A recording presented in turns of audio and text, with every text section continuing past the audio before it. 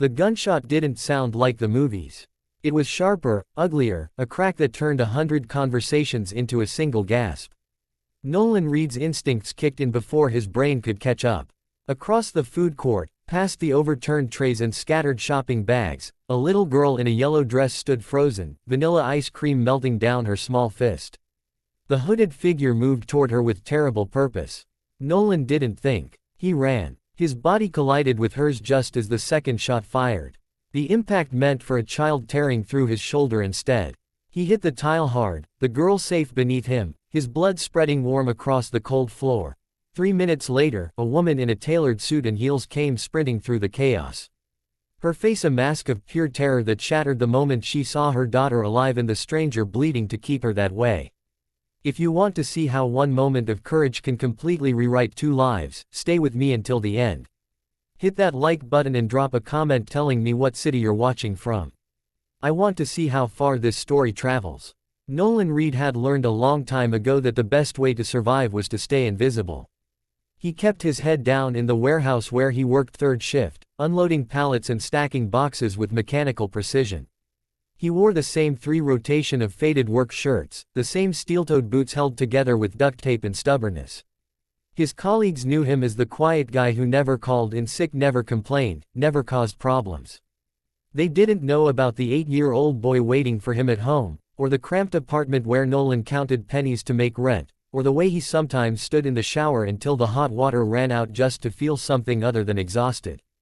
Invisibility was safety. Invisibility meant nobody asked questions about why a man in his mid-30s worked a job that broke his back for $13 an hour.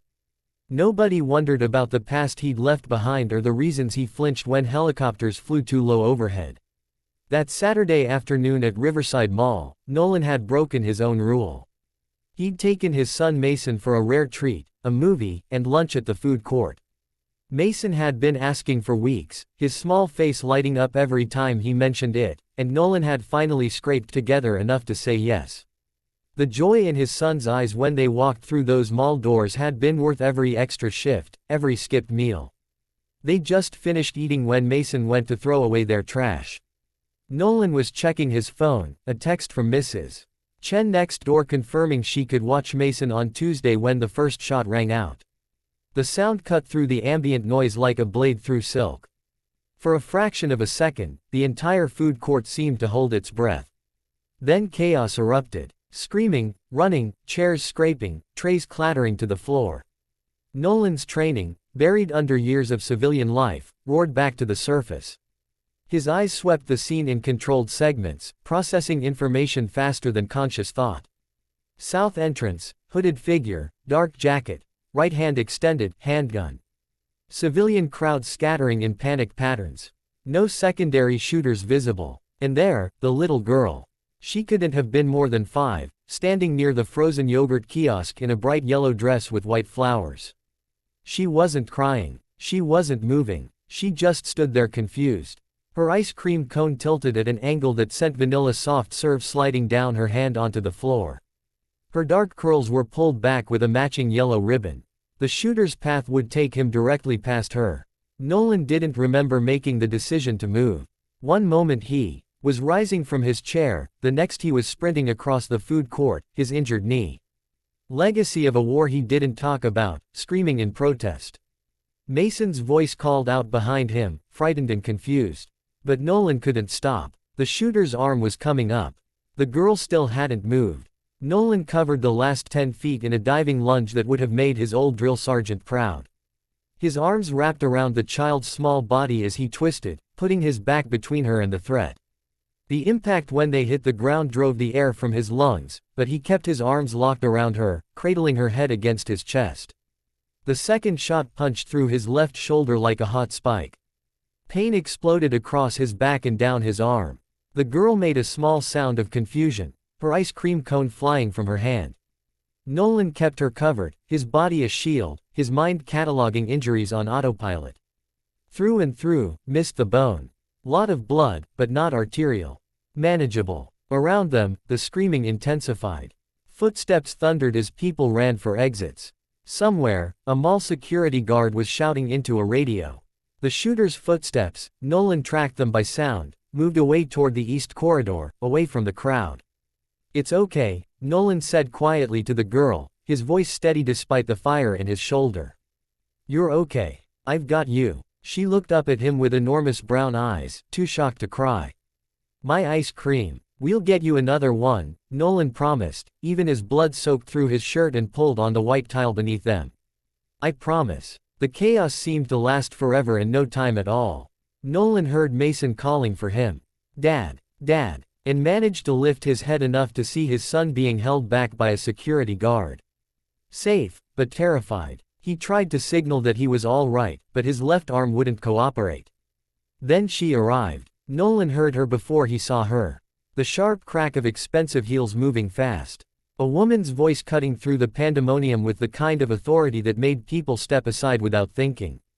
Emma, Emma. The little girl in Nolan's arms suddenly came alive. Mommy. The woman who dropped to her knees beside them didn't look like she belonged in a mall food court. Her charcoal suit probably cost more than Nolan made in 2 months. Her dark hair was pulled back in a sleek twist that was coming undone as she reached for her daughter. Diamond studs caught the fluorescent light. But it was her face that Nolan noticed. The terror transforming into relief so profound it was almost painful to witness. Emma, baby, are you hurt? Her hands moved over her daughter with practiced efficiency, checking for injuries. Are you? The man saved me, Emma said, her small voice cutting through her mother's panic. The loud noise came and the man caught me. The woman's eyes, sharp and gray as winter steel, finally focused on Nolan, on his blood spreading across the floor. On the way, he was still positioned protectively over her daughter despite being shot. Oh my God, her voice dropped to barely a whisper. You're bleeding. You're someone call an ambulance now. Already on the way, Miss Hale, someone said from behind her. A man in a dark suit with an earpiece and the bearing of private security. Ms. Hale. The name tickled something in the back of Nolan's mind, but the pain was making it hard to focus. Sir, please don't move. The woman, Tail was saying, her hands hovering like she wanted to help but didn't know how. Help is coming. You saved my daughter. You saved Emma. She's not hurt. Nolan asked, his voice rougher than he intended. No, no, she's perfect because of you. Miss Hale's eyes were bright with unshed tears. What's your name? Nolan, he coughed, tasted copper. Nolan Reed. I'm Veronica Hail. This is Emma. And her voice cracked. Thank you. Thank you for Dad. Mason finally broke through the security cord and sliding to his knees beside Nolan with tears streaming down his face. Dad, you're bleeding. Dad. Hey, buddy. Nolan tried to smile, tried to be reassuring, even as his vision started to gray at the edges. I'm okay. Just a scratch. That's not a scratch. Mason's hands fluttered uselessly, wanting to help, but afraid to touch. Why did you couldn't let her get hurt, Maze? Nolan's good hand found his son's shoulder. You know that. Veronica Hale was staring at them both, something shifting in her expression. You have a son. Yeah. Nolan's eyes were getting heavy. Best kid in the world. Dad, stay awake. Mason's voice pitched higher with fear. Please stay awake. I'm awake, Nolan lied. Even as the darkness crept in from the sides, the paramedics arrived in a rush of equipment and urgent voices. Nolan felt himself being moved, assessed, stabilized. Someone was asking him questions. Name, age, medical history. He answered on autopilot, his focus splitting between Mason's frightened face and the little girl in the yellow dress clinging to her mother. Sir, we need to get you to the hospital. A paramedic was saying, you've lost a lot of blood. Can't afford it. The words came out automatically. Years of financial desperation speaking before his brain could filter. Just patch me up here. The paramedic blinked. Sir, you've been shot. This isn't something we can patch up in the field. I don't have insurance. Nolan tried to sit up, ignoring the way the world tilted dangerously. I can't. The bill will Mr. Reed. Veronica Hale's voice cut through his protest. Quiet but absolute. I will handle every expense, every single one. Please just let them help you. Nolan wanted to argue. Pride, stubborn and familiar, rose in his throat. He'd spent 8 years refusing charity, refusing pity, making it on his own because that was the only way he knew how to live with himself. But Mason was crying and his shoulder felt like someone had poured molten metal into the wound. And the woman whose daughter he'd saved was looking at him like his refusal would somehow hurt her. Okay, he said finally, the word barely audible. Okay. The last thing he saw before they loaded him into the ambulance was Veronica Hail holding Emma close, her gray eyes locked on Nolan's face with an expression he couldn't quite read. Gratitude, yes, but something else underneath it. Something that looked almost like guilt. The hospital was a blur of white walls and antiseptic smell and doctors using words like through and fortunate and could have been much worse. They cleaned the wound, stitched him up front and back, pumped him full of antibiotics and pain medication that made everything soft around the edges. Mason sat beside his bed the entire time, holding his hand so tightly, Nolan thought his fingers might break. I thought you were going to die, his son whispered at one point when the nurses had left them alone. Like Mom. Nolan's heart cracked. Hey, look at me, Mace. He waited until his son's red-rimmed eyes met his. I'm not going anywhere. Takes more than a bullet to get rid of your old man. It's not funny. Mason's voice shook with anger and fear in 8 years of trying to be brave. You could have died and I'd be alone and I wouldn't know what to do. And come here. Nolan pulled his son close with his good arm, ignoring the protest from his shoulder. Mason buried his face in Nolan's chest and cried. Really cried for the first time since his mother's funeral. Nolan held him and led him, murmuring the same steady reassurances he'd been offering for years. I'm here. I'm not leaving. We're okay. We're going to be okay. Eventually, Mason fell asleep, curled against his side, exhausted by fear and relief. Nolan stared at the ceiling tiles and tried not to think about what could have happened. Tried not to imagine Mason growing up in foster care, alone and afraid, because his father had died on a mall floor. But he'd do it again without hesitation. That was the thing that scared him most. Knowing that if he saw another child in danger, another innocent in harm's way, he'd throw himself in front of the bullet every single time, no matter what it cost, no matter who it hurt. It was after midnight when Veronica Hail appeared in his doorway. She'd changed from the suit into dark jeans and a cashmere sweater, her hair down around her shoulders. She looked younger without the corporate armor, more uncertain. In her hands, she carried a bouquet of flowers that seemed awkward, out of place in the sterile hospital room. Mr. Reed, she spoke softly, seeing Mason asleep. I'm sorry to intrude. I wanted to check on you and to thank you properly. No need. Nolan's voice was rough from the intubation during surgery. Anyone would have done the same. No. Veronica moved closer, setting the flowers on the small table. They wouldn't have. People ran away. You ran toward the danger, toward my daughter. Is she okay, Emma? She's fine, completely unharmed because of you. Veronica's eyes shone in the dim light. She keeps asking about the brave man who caught her. She wants to thank you herself. Tell her she doesn't need to. Nolan shifted carefully, trying not to wake Mason. I'm just glad she wasn't hurt. Veronica was quiet for a long moment, studying him with those sharp gray eyes. The hospital said you initially refused treatment because of the cost. Heat crept up Nolan's neck. I didn't mean that wasn't supposed to be your problem. You took a bullet meant for my 5-year-old daughter. Veronica's voice was gentle but firm. Every problem you have is now my problem, Mr. Reed. I've already spoken with the billing department. Every expense, surgery, hospital stay, medications, follow-up care, physical therapy if you need it, will be covered entirely. I won't hear any arguments about it. The pride rose again, automatic and defensive. Miss Hale, I appreciate the offer, but I can't. Yes, you can. She pulled a chair close to his bed, sitting with the kind of poise that came from years in boardrooms. Let me tell you something about myself, Mr. Reed. I'm the CEO of Hail Technologies. We develop cybersecurity software for Fortune 500 companies. I make decisions that affect thousands of employees and millions of dollars every single day. Nolan had no idea where this was going. And none of it, Veronica continued, her voice dropping, none of it matters compared to Emma. She's the only thing in my life that's truly important.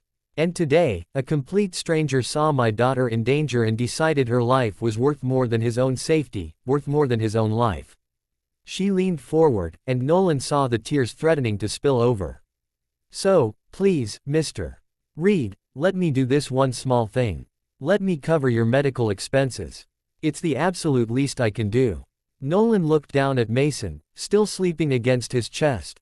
Thought about the bills that would bury them, the shifts he'd have to take just to stay afloat, the careful math of survival. Okay, he said quietly. Thank you. Veronica smiled, the first genuine smile he'd seen from her. Thank you, Mr. Reed, for everything. She stood to leave, then paused at the door. I'd like to stay in touch, if that's all right. Emma will want updates on how you're healing and she hesitated, choosing her words carefully. I'd like to know that you and your son are all right, that you have what you need. Something in her tone made Nolan uneasy, though he couldn't say why. We're fine, Miss Hale. Really? I'm sure you are. But she looked at Mason's worn sneakers, at Nolan's faded hospital gown, at the absence of flowers or cards from anyone besides her. But if you ever need anything, please call me. I mean that. She left a business card on the table beside the flowers and slipped out into the hallway. Nolan stared at the card. Heavy stock, embossed lettering, a phone number with too many digits, the kind of card that belonged in a different world than his, where people didn't worry about grocery money or eviction notices or whether their son's shoes would last another month. He should have felt grateful. He did feel grateful, but underneath the gratitude was a knowing awareness that he'd just become visible to someone with the power to look very, very closely at his life. And there were things in Nolan Reed's past that didn't hold up well under scrutiny, things he'd spent 8 years keeping buried. Mason stirred against him, mumbling in his sleep. Nolan held his son closer and stared at Veronica Hale's business card until the pain medication pulled him into restless dreams of gunfire and small girls in yellow dresses and the particular weight of being responsible for another person's child. When he woke, the card was still there, and everything was about to change. They discharged him 48 hours later with a sling, a prescription for antibiotics, strict instructions about wound care, and a follow-up appointment he probably wouldn't be able to make because of work. The hospital billing office had confirmed that all charges were indeed covered, a gift that felt both wonderful and suffocating in equal measure. Mrs. Chen picked them up in her ancient Honda, fussing over Nolan like he was one of her grandchildren, while Mason sat quietly in the back seat, still subdued by the events at the mall. You're a hero, Mrs. Chen declared as they pulled into the parking lot of their apartment complex. A sprawling collection of identical beige buildings that had seen better decades. A real hero. That poor little girl could have been killed. I just did what anyone would do, Nolan said for what felt like the 100th time. No, Mrs. Chen pulled into a parking spot and turned to look at him with fierce certainty. Most people freeze. Most people run. You ran toward danger to save a child. That's not what anyone would do. That's what a hero does. Nolan didn't feel like a hero. He felt like a man with a hole in his shoulder who'd missed 3 days of work he couldn't afford to miss, whose son had nightmares about losing him, whose carefully maintained invisibility had just been shattered in the most public way possible. But he smiled and thanked Mrs. Chen and took Mason upstairs to their apartment. 2 bedrooms, water-stained ceiling, radiator that clanked like a dying engine, and a view of the parking lot. Home. Mason went straight to his room without being asked. Nolan wanted to follow, to talk, but his son had been like this since the shooting, quiet, withdrawn, watching Nolan like he might disappear if Mason looked away. Nolan was heating up canned soup one-handed when his phone rang. Unknown number. Mr. Reed, this is Gavin Cross, head of security for Hail Technologies. The voice was clipped, professional, with an undercurrent of something that might have been suspicion. Nolan's instincts, the ones that had kept him alive through 2 tours and 8 years of civilian anonymity, went on alert. How can I help you, Mr. Cross? Miss Hale asked me to reach out to you. She'd like to meet with you tomorrow if possible at our corporate offices. There are some matters she'd like to discuss regarding the incident at Riverside Mall. Incident, as if. Incident covered taking a bullet for someone's daughter. What kind of matters? Nolan kept his voice neutral. She'd prefer to discuss them in person. Would 11 a.m. work for you? No, Nolan wanted to say. I have work. I have a life that doesn't include meetings at tech company headquarters with people who want to discuss matters. But Veronica Hail had covered his hospital bills, tens of thousands of dollars he could never have paid. He owed her at least one meeting. I'll be there, he said. Excellent. I'll send you the address and visitor parking information. Cross paused. Oh, and Mr. Reed, Please bring identification. We'll need to process you through security. The line went dead. Nolan stared at his phone. That uneasy feeling intensifying. Something about the way Cross had said security. Something about the whole conversation that felt less like gratitude and more like what? Investigation. He told himself he was being paranoid. Veronica Hail probably just wanted to thank him again. Maybe in front of her employees or board or whatever rich people did to formalize their appreciation. It was fine. Everything was fine. But that night, Nolan dreamed about security checkpoints and background checks and all the ways a man's past could rise up to destroy the fragile peace he'd built. And in the morning, when he put on his leased WN pair of jeans and the button-down shirt he saved for parent-teacher conferences, he caught himself checking his reflection like a soldier preparing for inspection, like a man about to walk into enemy territory with no weapon but the truth.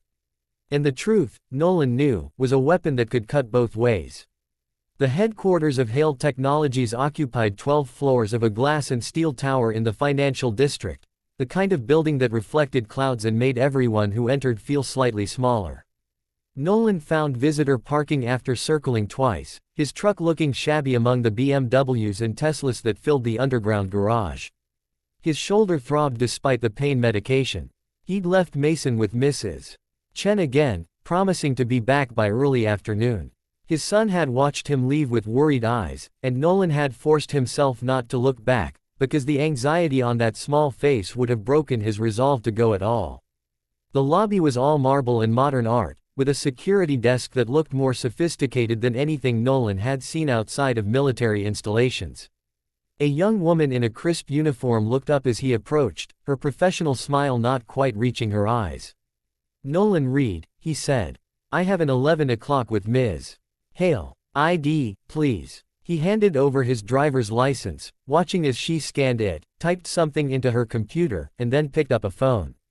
"Mr. Cross, your 11 o'clock is here." A pause. "Yes, sir." She hung up and processed a visitor badge, but her smile had cooled even further. "Please have a seat. Someone will be down to escort you." Nolan took a chair in the waiting area, feeling conspicuous in his Walmart button-down among the business professionals crossing the lobby with their designer briefcases and confident strides. He checked his phone. No messages. Checked the time. 10:58. At 11 exactly, the elevator doors opened and a man stepped out. Gavin Cross looked like he'd been assembled from a catalog of corporate security stereotypes. Mid-40s, military haircut gone corporate, expensive suit that didn't quite hide the shoulder holster and eyes that evaluated threats for a living. He crossed the lobby with economical movements, hand extended. "Mr. Reed, Gavin Cross." His handshake was firm, calculated to convey authority without aggression. Nolan matched it exactly, feeling the subtle test of strength, the assessment happening in that brief contact. "Thanks for coming in." Cross gestured toward the elevators. "Miss Hale is waiting for us." Us, not her. The word choice wasn't accidental. They rode up in silence. Cross standing with parade rest. Nolan watching the floor numbers climb. When the doors opened on the 10th floor, Cross led him through a maze of sleek corridors and glass-walled conference rooms where people in expensive clothes discussed things on large monitors. Veronica Hale's office was at the end of the hall. Corner space, floor-to-ceiling windows, a view of the city that probably cost more in rent than Nolan made in a year. She stood as they entered, coming around a desk that looked like a piece of modern sculpture. "Mr. Reed." Her smile was warm, genuine. "Thank you so much for coming. How are you feeling?" "Healing up fine, thanks to you." Nolan shook her hand, noting that she'd gone back to the corporate uniform, tailored suit, hair pulled back, diamond studs. The vulnerable mother from the hospital had been replaced by the CEO. "Please sit." She gestured to a small conference table by the windows. "Can I get you anything?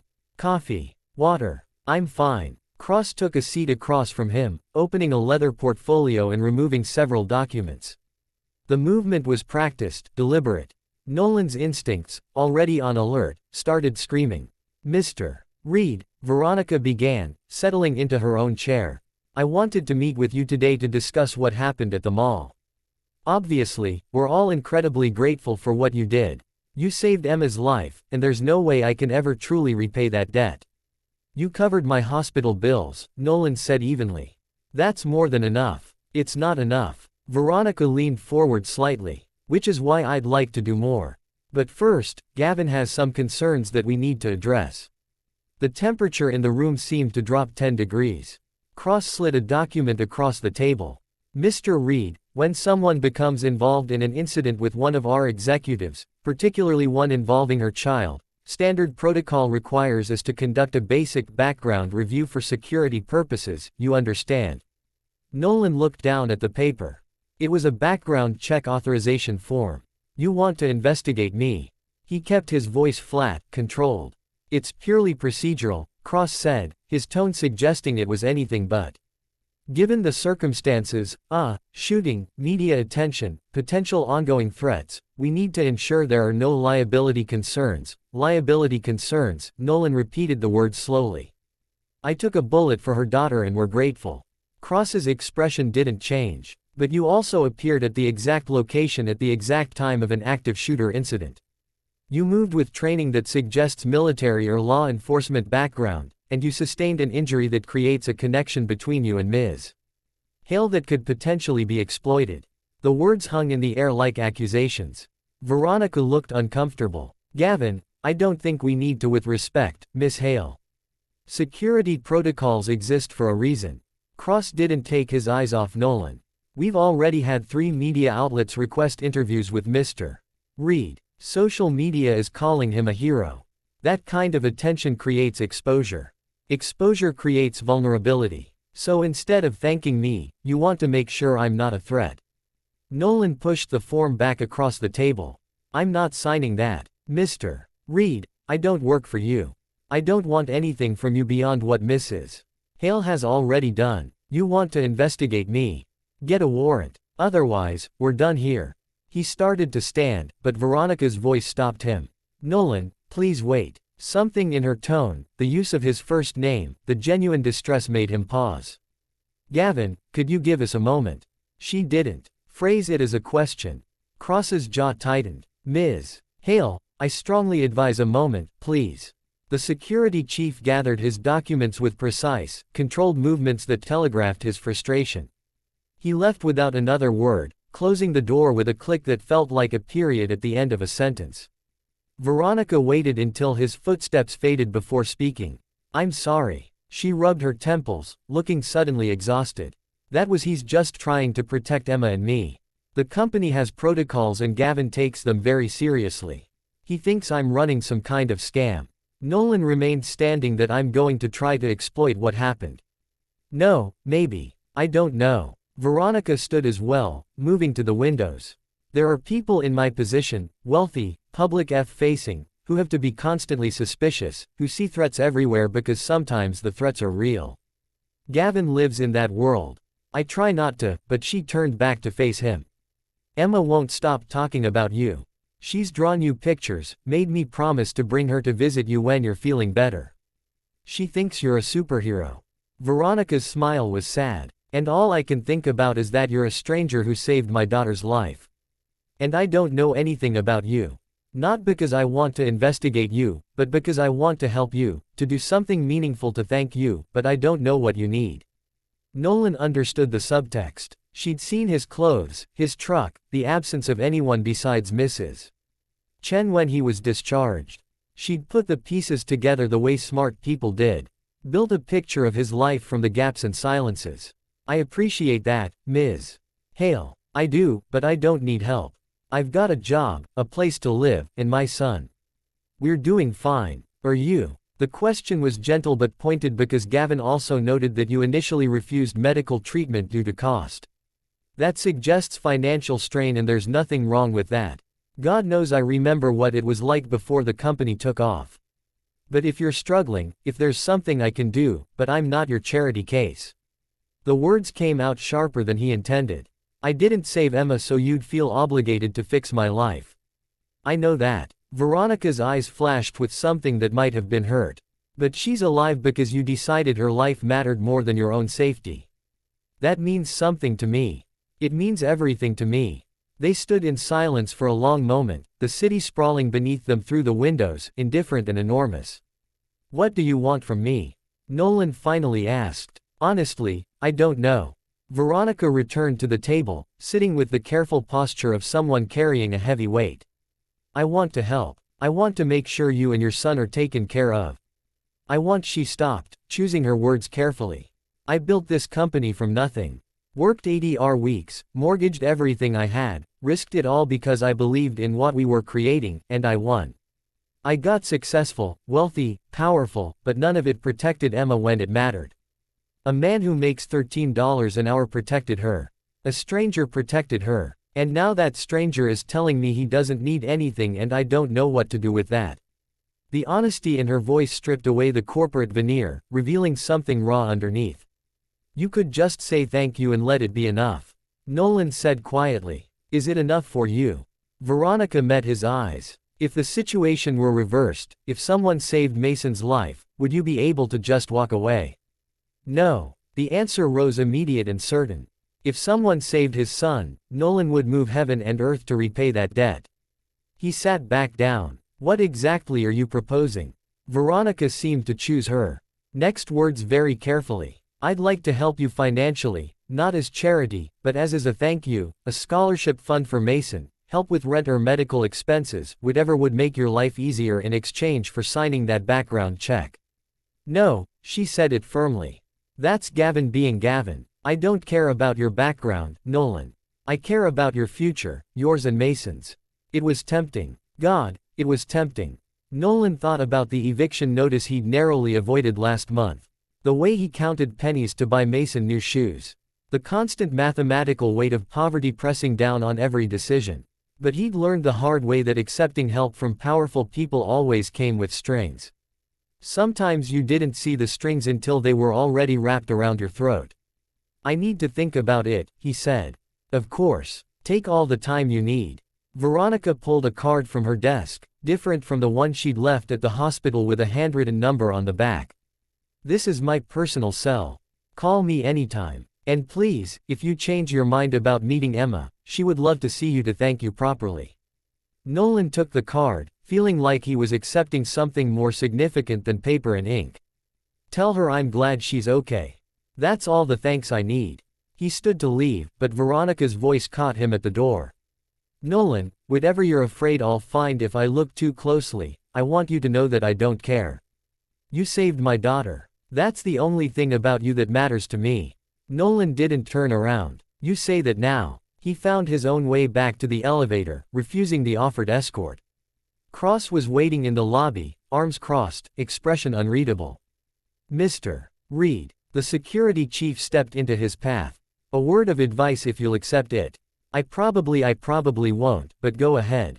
Whatever you're hiding, and we both know you're hiding something, it will come out. It always does. Cross spoke with the certainty of someone who'd seen this pattern before. Better to be honest now than have it exposed later when it can do maximum damage. I'm not hiding anything. The lie came easily, polished by years of practice. Of course not. Cross smiled thinly. Just remember, Ms. Hale might be willing to overlook your past out of gratitude, but I protect her from threats. All threats, including the ones she can't see because they're standing too close. The implicit accusation hung between them. I'm not a threat to her or her daughter, Nolan said quietly. I'm just trying to live my life and raise my son, that's all. Then you have nothing to worry about. But Cross's expression suggested otherwise. Nolan left without responding, walking through that gleaming lobby with his cheap clothes and his throbbing shoulder and the overwhelming sense that he'd just made everything infinitely more complicated. The drive home took 40 minutes through midday traffic. He picked up Mason from Mrs. Chen's apartment, listened to his son's excited chatter about the science project they'd worked on, and tried to push the meeting from his mind. But when he checked his phone that evening, there were 2 missed calls from his warehouse supervisor. The call back went straight to voicemail, so Nolan tried the main office line. Reed, his supervisor, Danny Martinez, sounded uncomfortable. Yeah, I was trying to reach you. Listen, we need to talk about your schedule. I can come back tomorrow, Nolan said. Doctor cleared me for light duty. That's not what I'm calling about. Danny's discomfort intensified. Corporate called down today, said you were involved in some kind of incident over the weekend. Suggested it might be good for you to take some time off. Paid leave while things settled down. Nolan's blood went cold. Paid leave. Look, I don't know the details. They didn't explain. Just said it would be better for everyone if you took a couple weeks, maybe longer. Danny, I can't afford to take time off, paid or not. That's half my usual hours, and you know I need the overtime. I know, man, I know. But this came from high up, like regional manager high up. I don't have a choice here. Nolan closed his eyes, pieces clicking into place with sickening clarity. Hail Technologies was a massive company with connections throughout the business community. One call from someone in their corporate structure, citing liability concerns or media attention or any number of plausible reasons. And suddenly Nolan was too much trouble to keep on the regular schedule. When does this start? He asked, his voice carefully controlled.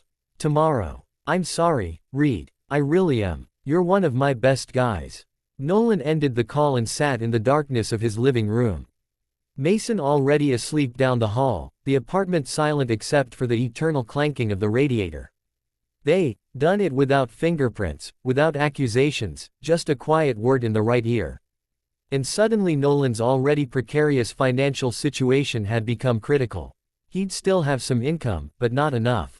Not nearly enough when rent was due in 2 weeks, and Mason needed new shoes and the truck was making an ominous sound that definitely meant expensive repairs. This was what happened when you became visible to powerful people. They didn't have to destroy you directly. They just had to make you inconvenient to everyone else. His phone buzzed. A text from an unknown number. Mr. Agreed. This is Gavin Cross. I hope you'll reconsider the background authorization. It would make things much simpler for everyone involved. G.C. Nolan stared at the message, rage and helplessness warring in his chest. Cross hadn't made the call to his employer. Nolan was certain of that, but the timing wasn't coincidence. This was pressure carefully applied, designed to make him compliant.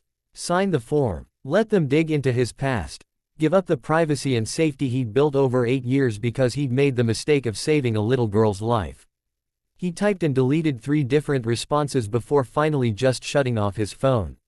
In the morning, he'd figure out how to stretch his reduced income to cover the bills.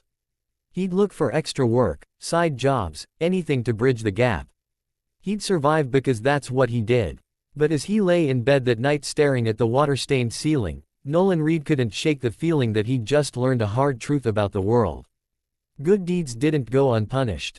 They just delayed the punishment until you'd forgotten to keep your guard up. And somewhere across the city in a glass tower with floor-to-ceiling windows, Veronica Hail probably slept peacefully, never knowing that her security chief's protocols had just pushed the man who saved her daughter closer to the edge of financial ruin. Or maybe she did know. Maybe this was just how powerful people operated. Gratitude wrapped around control. Help that came with invisible strings already tightening. Nolan turned onto his good shoulder and forced his eyes closed. Tomorrow he'd start fighting back. Tonight he'd just try to survive until morning. The radiator clanked on, indifferent to his struggles, and the world kept turning without caring whether one single father could hold on or not. 3 days into his forced leave, Nolan was running numbers at the kitchen table when Mason came home from school with a permission slip for a field trip he couldn't afford. The timing felt like the universe had a sense of humor, cruel, precise, perfectly calibrated to break whatever was left of his resolve. It's to the Science Museum, Mason said, his voice carefully neutral in the way kids learned when they knew money was tight. But it's okay if I can't go.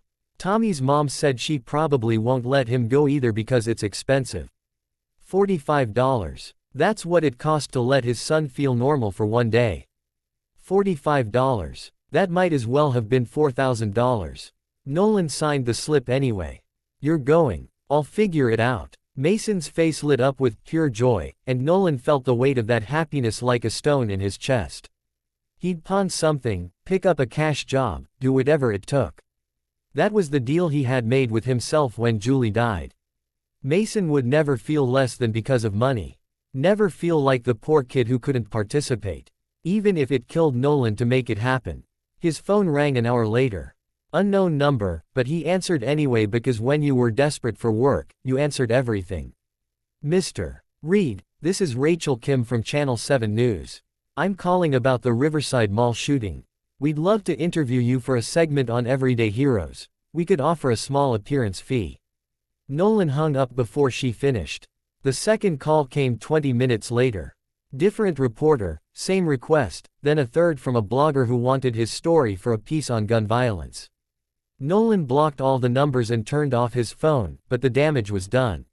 Someone had leaked his information, and now the media had found him. He was washing dishes when the knock came at the door. Through the peephole, Nolan saw two men in dark suits that screamed federal agents before they even opened their mouths. His heart rate spiked, old instincts flooding his system with adrenaline. He opened the door halfway. "Can I help you?" The taller one held up credentials. FBI Special Agent Marcus Webb. His partner was Agent Linda Torres, shorter and sharp-eyed, evaluating Nolan with the kind of attention that missed nothing. "Mr. Reed, we need to speak with you about the Riverside Mall incident." Webb said, "May we come in?" Every instinct screamed to refuse to shut the door, to stay invisible, but you didn't turn away federal agents. That only made things worse. "My son's home," Nolan said quietly. "He's in his room doing homework. I'd appreciate keeping him out of this." Of course, Torres's voice was surprisingly gentle. "We'll be brief." Nolan let them in, hyper-aware of how the apartment must look to federal agents. The worn furniture, the carefully rationed space, the obvious markers of poverty that no amount of pride could disguise. Mason peeked out from his bedroom, eyes wide, and Nolan gave him a reassuring nod before gesturing the agents to the kitchen table. "Mr. Reed, we're investigating the shooting at Riverside Mall," Webb began, pulling out a tablet. "We have reason to believe the incident may not have been random. The shooter, Brandon Kelly, 23, found deceased from a self-inflicted gunshot wound in his vehicle 2 hours after the mall attack, had materials in his car suggesting he was surveilling Veronica Hail and her daughter." The words hit Nolan like a physical blow. He was targeting them specifically. "We believe so." Torres pulled up photos on the tablet, surveillance stills of Veronica and Emma at various locations over several weeks. The grocery store, Emma's school, the park. Kelly had no prior criminal record, no obvious motive, but he'd been following them for at least a month before the shooting.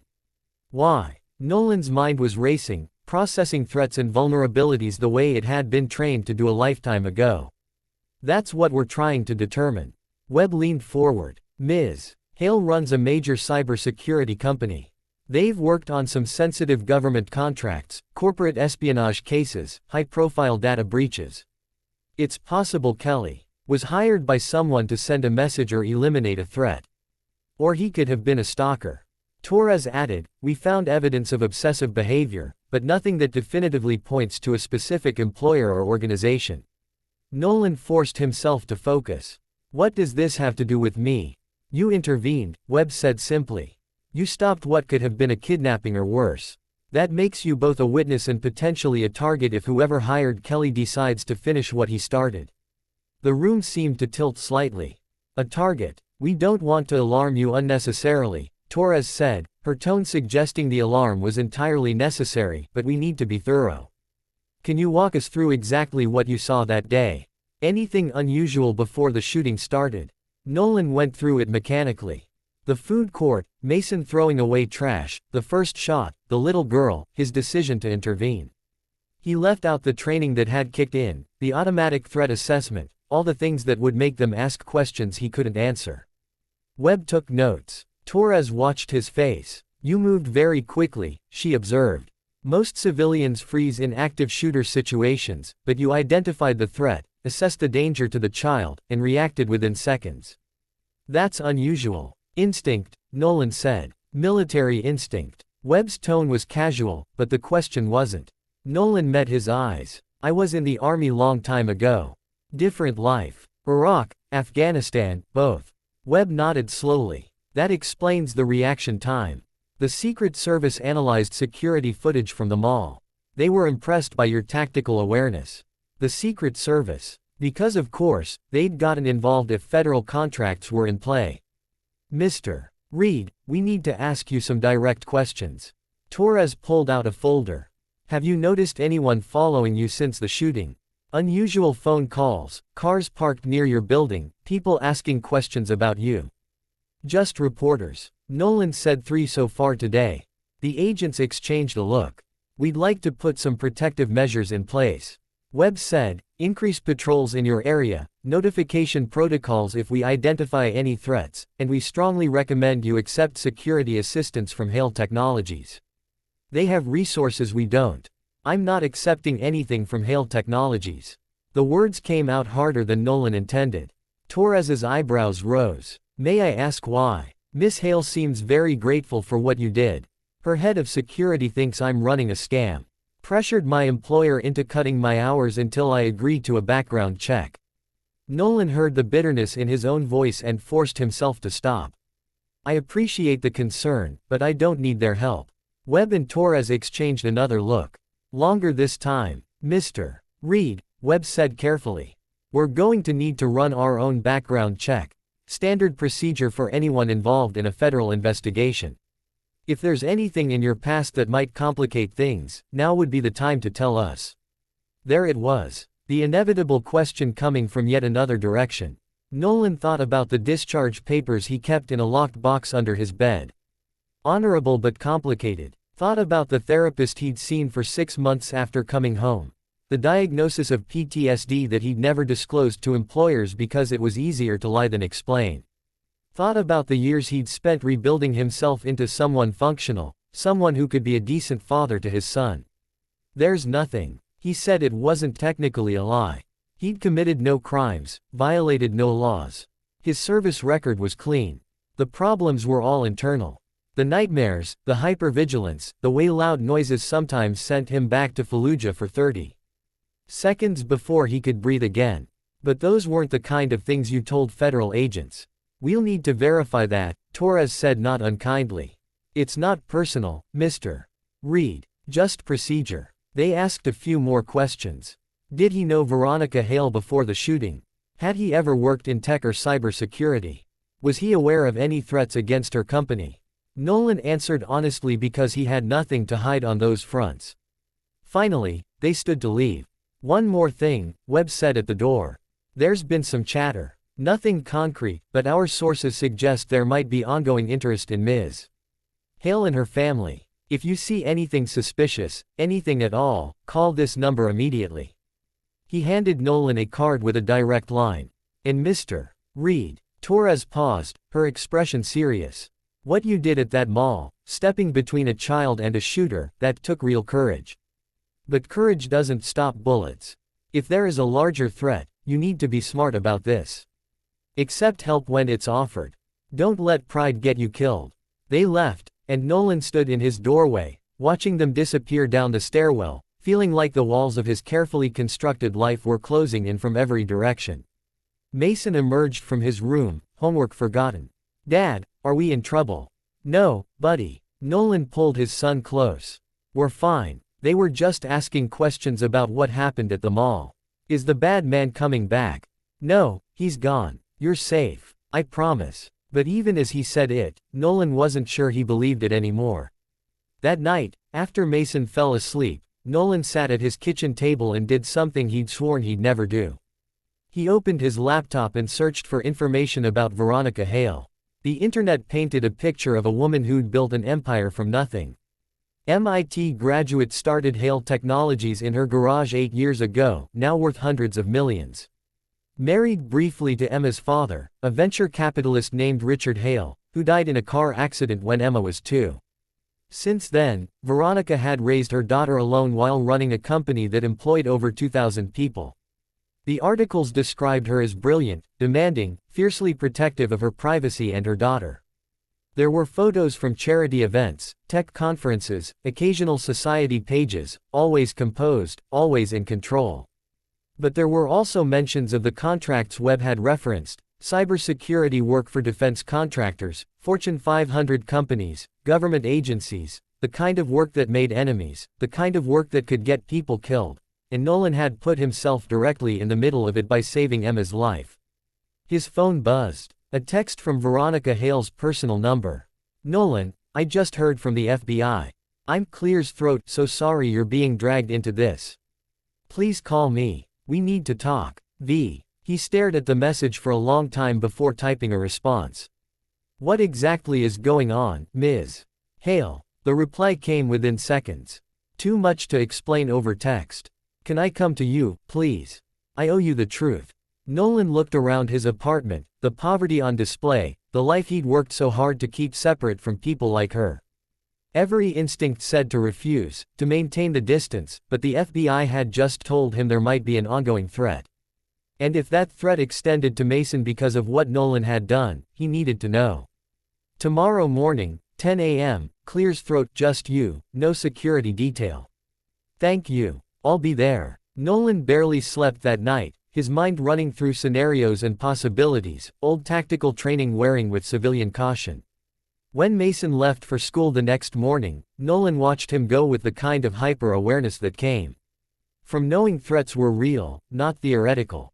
Veronica arrived at exactly 10 o'clock, driving herself in a sedan that probably cost more than Nolan had earned in the past 5 years. She dressed down, jeans and a simple sweater, but she still looked out of place climbing the stairs to his apartment. Nolan had coffee ready. She took it gratefully, wrapping her hands around the mug like she needed the warmth. Thank you for seeing me, she said. I know you have every reason to tell me to leave. The FBI thinks whoever sent that shooter might try again, Nolan said without preamble. Is that true? Veronica's face went pale. They told you about Kelly, about the surveillance. They told me enough. Now I'm asking you to tell me the rest. She sat down the coffee and met his eyes. 3 months ago, my company was approached by a consortium of pharmaceutical companies. They wanted us to investigate a data breach. Someone had stolen research worth billions, proprietary drug formulas, clinical trial results. We took the job and we found the breach. Traced it to an executive at one of the companies who was selling the information to competitors. When we exposed him, he threatened me, said I'd ruined his life, destroyed his career. Security flagged it, but he had no history of violence, so we just documented it and moved on. Nolan could see where this was going. His name was Brandon Kelly. No. Veronica shook her head. His name was Marcus Thornton, but after we exposed him, he lost everything. His job, his reputation, his family, and then he killed himself 2 months ago. So, Kelly was, we don't know, maybe hired by Thornton before he died. Maybe working for someone else who had a grudge against the company. The FBI is investigating his financials, trying to trace any payments, but so far, they found nothing concrete. She looked down at her hands. What we do know is that Kelly had been following Emma for weeks, planning something, and you stopped it by accident. Nolan said, I didn't know any of this. I just saw a child in danger. I know, but now you're connected to it to us. And if there are others, if this wasn't a lone actor, then you could be at risk, too. Veronica's voice cracked slightly. Your son could be at risk because I built a company that makes powerful enemies and you were brave enough to save my daughter from one of them. The weight of it settled over Nolan like a physical thing. This wasn't about gratitude or charity or corporate politics. This was about genuine danger, the kind he thought he'd left behind when he came home from the war. What do you want from me? He asked. I want you to let me protect you, you and Mason. Veronica leaned forward, urgent and sincere. I know you don't trust Gavin. I know he handled things badly, and I swear I had no idea he'd contacted your employer until after it happened. I've already reprimanded him for overstepping. But regardless of his methods, his concerns about security are valid. If there's a threat to you because of what you did for Emma, then I have a responsibility to help protect you. How? Security detail, updated locks and alarm system for your apartment, a direct line to my security team, and she hesitated. A job at Hail Technologies, head of personal security, reporting directly to me, not Gavin. Salary, benefits, housing assistance if you want to move somewhere safer. A future that doesn't leave you vulnerable. Nolan stood, moving to the window, below. The parking lot was ordinary, unthreatening, but his training kicked in anyway. Scanning for potential threats, exit routes, defensive positions. You barely know me, he said. For all you know, I could be exactly what Gavin thinks I am. An opportunist trying to exploit this situation. Are you? No. Then we don't have a problem. Veronica joined him at the window. Look, I've spent the last week learning about you, Nolan Reed. Not through background checks, through observation. You refused medical treatment because you couldn't afford it. You work a backbreaking job for poverty wages to support your son. You live in an apartment that probably violates half a dozen safety codes because it's what you can afford. You're proud, stubborn, and so determined to make it on your own that you'd rather struggle than accept help. She turned to face him directly. But this isn't about pride anymore. This is about keeping you and Mason safe. And I can help with that. I want to help with that. Not as charity and not because I'm trying to control you, but because you saved Emma's life, and that means your life matters to me now. Both of you matter to me. Nolan wanted to argue, wanted to maintain his independence, his carefully constructed walls, but he thought about Mason asking if the bad man was coming back. Thought about what the FBI had said about ongoing threats. Thought about what might happen if someone did come for him and he was too proud to have accepted help that could have prevented it. I need to think about it, he said finally. Of course, but Nolan. Veronica's voice dropped. Don't take too long, please. She left her card again, this time with multiple numbers. Personal cell, office direct line, emergency security hotline, an entire infrastructure of protection offered freely, asking for nothing in return except that he accept it. After she left, Nolan sat in the silence of his apartment and tried to figure out who he was in this new reality. Not a warehouse worker, not invisible, not safe in his anonymity, just a single father who'd made one split-second decision that had saved a child's life and completely destroyed the careful peace he'd spent 8 years building. His phone buzzed, Mrs. Chen asking if he could pick up some milk for her when he went to the store. Normal everyday, the kind of favor neighbors did for each other. Nolan texted back that he wouldn't felt the normally of it like a lifeline in deep water. But when he went to the store an hour later, he found himself checking the parking lot before getting out of his truck, watching the people around him with tactical awareness he hadn't used in years, looking for threats that might or might not exist. And when he got back home, he locked the door behind him and tested the deadbolt 3 times to make sure it held. The FBI had changed something in him or maybe just reminded him of something he'd tried to forget. That the world was dangerous, that safety was an illusion, and that protecting the people you loved meant accepting help from people with the resources to actually provide it. That night, Nolan pulled out the box from under his bed. Inside were his discharge papers, his medals, photos from his service he couldn't bear to display, but couldn't bring himself to destroy. And underneath it all, a business card he'd been given 8 years ago by a VA counselor who told him to call if he ever needed help readjusting to civilian life. He'd never called, never needed to. He'd handled it himself because that's what he did. But maybe it was time to stop handling everything himself. Maybe it was time to admit that being a good father meant accepting that he couldn't protect Mason alone. Not from this. Not from enemies with resources and planning and the willingness to kill children to make a point. Nolan put the box away and picked up Veronica Hale's card. Tomorrow, he'd call her. Tomorrow, he'd accept the help. Tonight, he'd just hold on to the last few hours of his independence and pretend that he still had a choice. Because deep down, in the part of him that had survived 2 wars and 8 years of poverty and the particular terror of raising a child alone, Nolan Reed already knew the truth. The choice had been made the moment he threw himself between Emma Hale and a bullet. Everything since then had just been learning to live with the consequences. Nolan called Veronica at 7 the next morning before he could talk himself out of it. She answered on the second ring, her voice alert despite the early hour. I'll take the job, he said without preamble. But I have conditions. Name them. Mason's safety comes first. Whatever security you put in place, it has to cover him completely. School, after school, everything. Second, I report to you, not Gavin Cross. I can work with him, but I won't work for him. And third, he paused, choosing his words carefully. If I see something in your security setup that's wrong, something that puts Emma or you at risk, you listen to me. No ego, no corporate politics. Just listen. There was a moment of silence on the other end. Then Veronica's voice came back firm and clear. Agreed. All of it. Can you come to the office this afternoon? We need to move quickly on this. I'll be there at 2 o'clock. Thank you, Nolan. You won't regret this. After he hung up, Nolan cleared his throat, stood in his kitchen and wondered if that was true. Regret seemed inevitable when you accepted help from people who lived in a completely different world. But the alternative, staying vulnerable, keeping Mason exposed to threats he couldn't counter alone, that regret would be worse.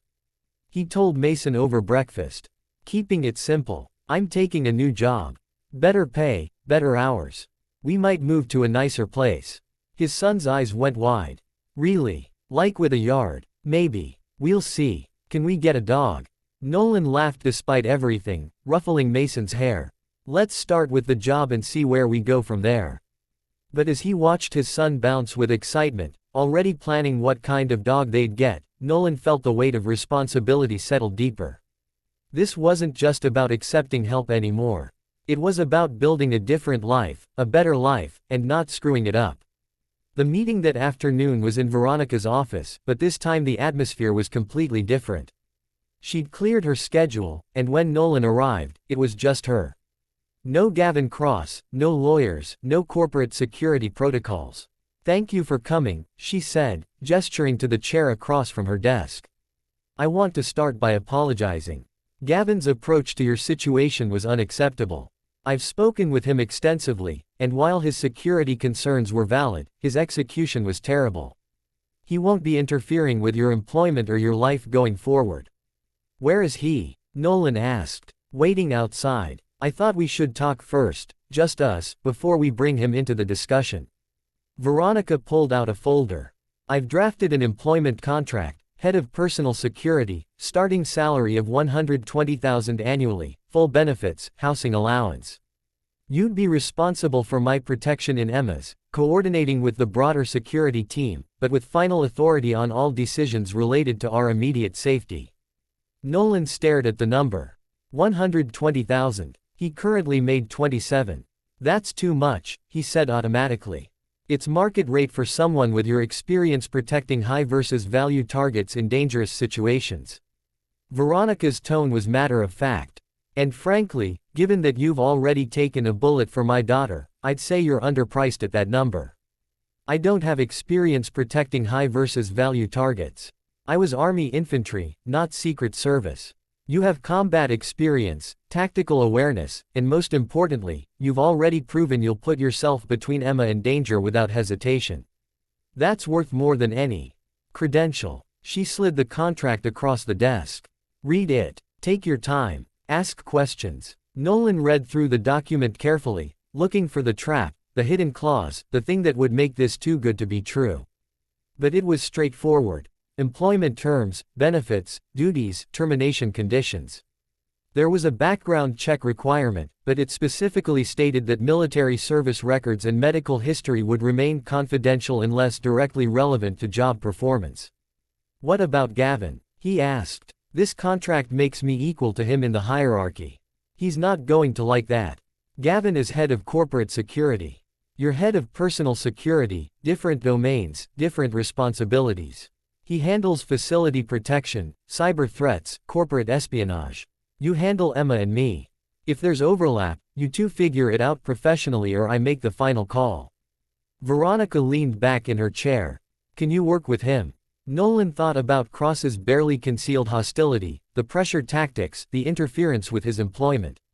Then he thought about Mason asking if they could get a dog and the field trip permission slip and all the ways this job could change their lives. I can work with anyone, Fod, he said. Doesn't mean I have to like them. Fair enough. Veronica smiled slightly. Should we bring him in? She made a call and 30 seconds later, Gavin Cross entered the office. He looked like he'd swallowed something bitter, but his expression was professionally neutral. Mr. Reed, he said, extending his hand. Veronica tells me you're joining the team. Nolan shook it, measuring the man.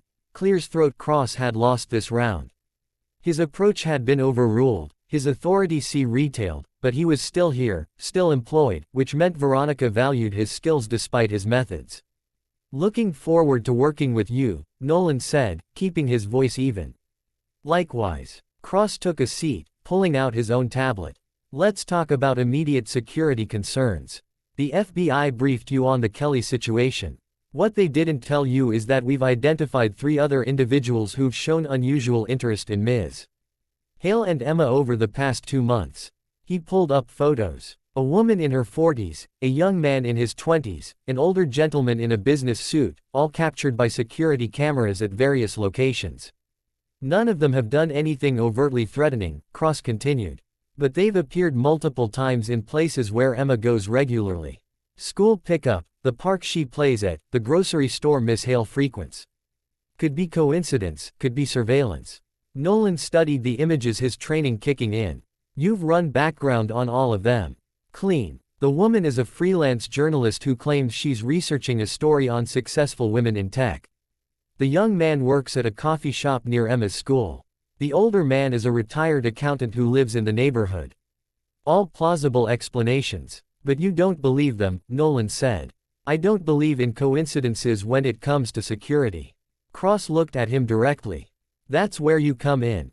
You'll have access to all our surveillance feeds, threat assessments, background reports. Your job is to identify patterns we might miss, to think like someone who wants to hurt them and figure out how they did it. It was a test. Nolan realized Cross was laying out the scope of the threat, waiting to see if Nolan would flinch, if he'd realize he wasn't over his head.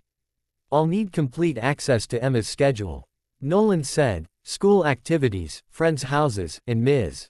Hale's calendar, at least the public-facing parts.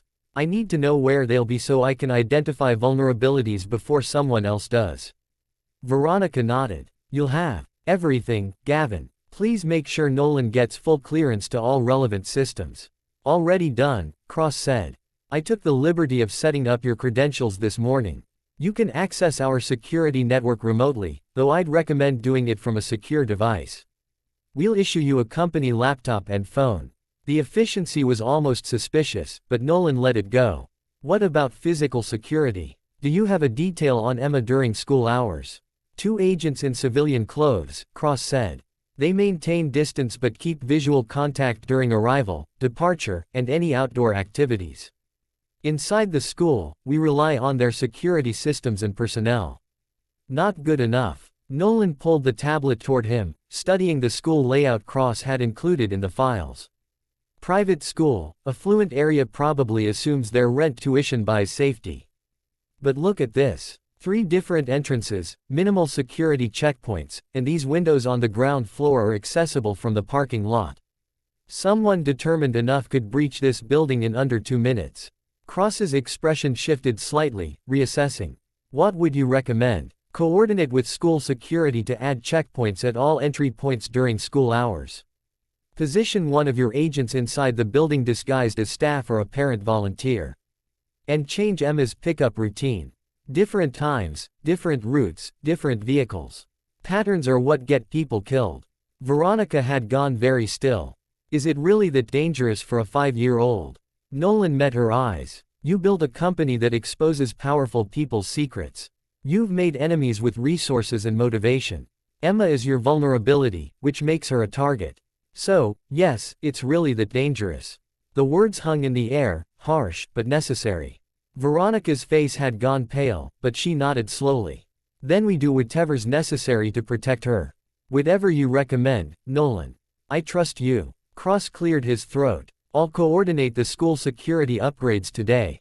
What about residential security? Where does Emma live? Nolan asked. With me in a penthouse downtown, building security, doorman, cameras, the works. I'll need to evaluate it personally tonight if possible. Veronica checked her watch. Emma's at a play date until 6 o'clock. We could do it at 7 o'clock. I'll be there. They spent the next hour going through protocols, emergency procedures, communication systems, threat escalation criteria. Cross was professional, even helpful, though Nolan could sense the resentment underneath. This was a man who'd been running security his own way for years. And now he had to share authority with someone he tried to intimidate into submission less than a week ago. But Cross was also smart enough to recognize competence when he saw it.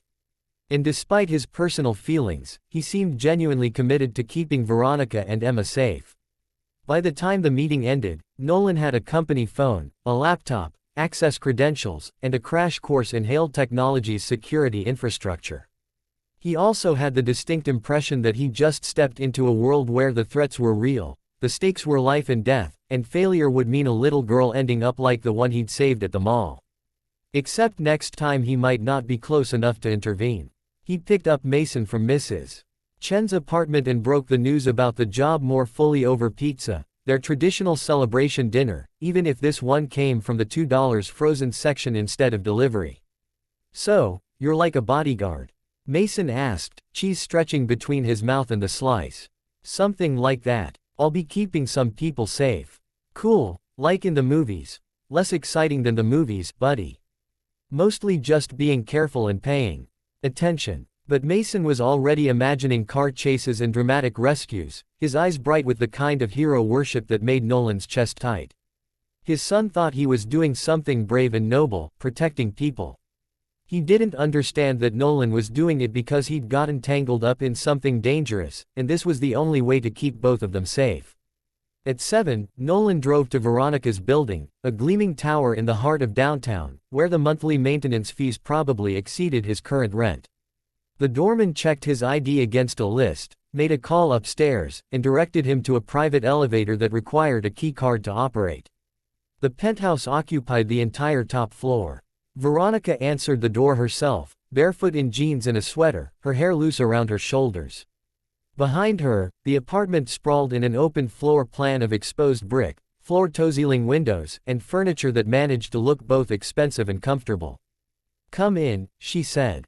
"Emma's already in bed, but she's excited to meet you tomorrow." "Tomorrow?" "I told her my new security consultant was the man who saved her at the mall. She's been drawing you pictures all evening." Veronica gestured to the refrigerator where childish crayon drawings were held up by magnets. Nolan recognized himself in one, or at least a stick figure with brown hair marked the brave man. Something in his chest cracked a little. "I didn't mean to disrupt her routine," he said.